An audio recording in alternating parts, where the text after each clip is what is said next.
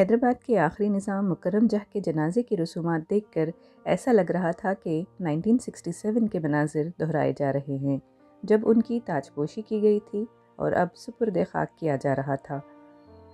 शानदार चौमहला पैलेस और मक्का मस्जिद इन दोनों ही वाक़यात की खामोश गवाही दे रहे थे।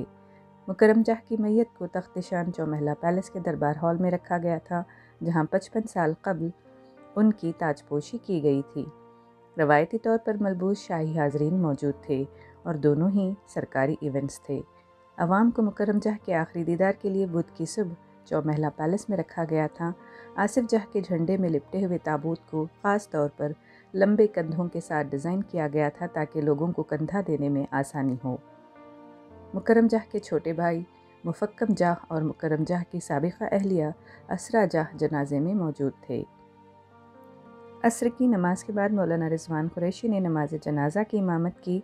उनके बेटे अजमत जह ने आखिरी रसूमात अदा की।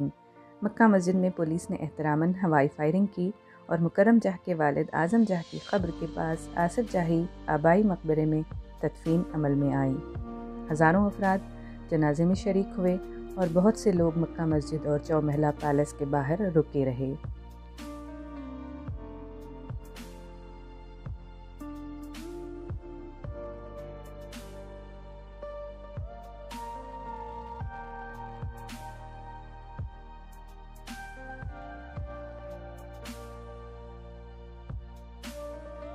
आगे आने की कोशिश मत कीजिए,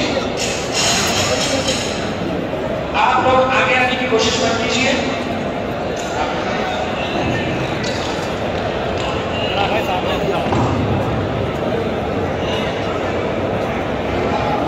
आगे आने की कोशिश मत कीजिए, अपनी जगह पे था इसलिए निर्णय कीजिए। आगे आने की कोशिश मत कीजिए, अपनी जगह पर खड़े रहिए।